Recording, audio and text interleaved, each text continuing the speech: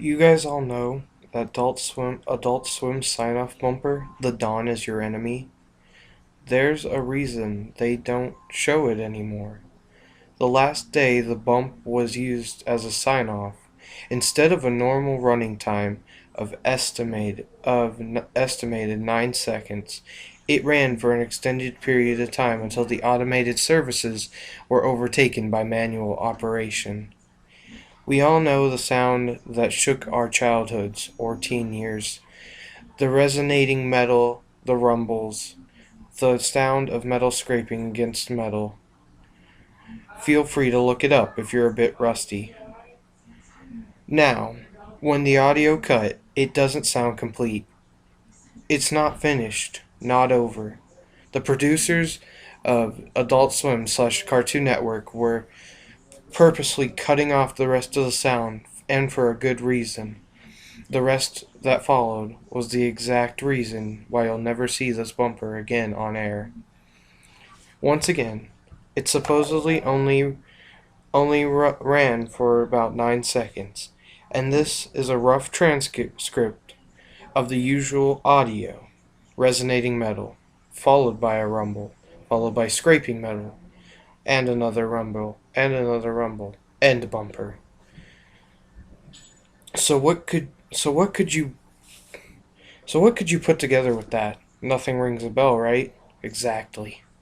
This part that they use to utilize effectively to scare off children that have still tuned into Adult Swim. It even gives adults goosebumps because it's that good. It closely rivaled with the hammer clink in the William Street production card in Nightmare Fuel.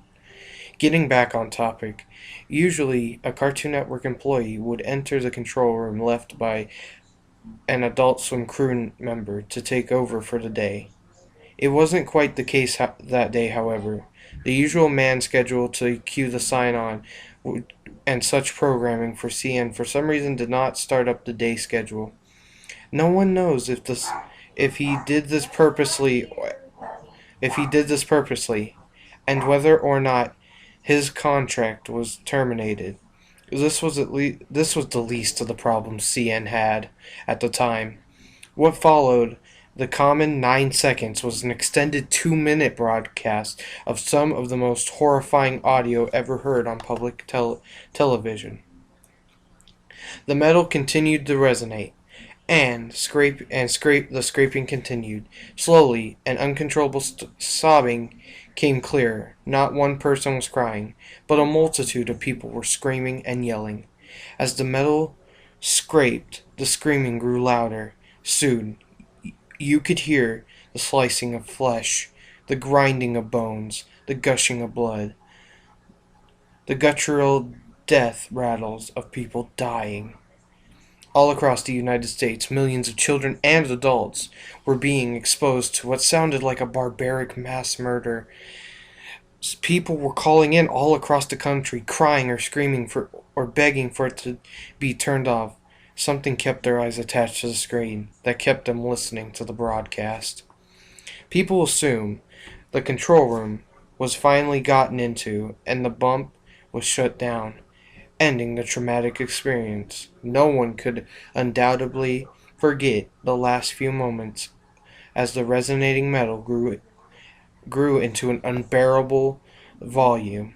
The channel showed the peaking sun winking at the viewer, and the channel cut to bars and tones. How was Cartoon Network going to cover this up? No one knows their exact tactic to this day.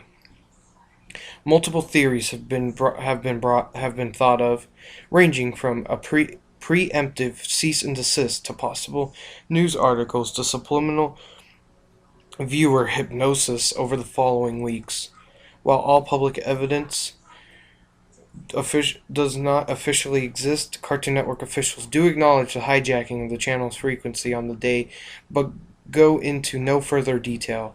All late morning bumps, including TDIYE, were replaced with the corresponding ones from 1:30 a.m. time slot.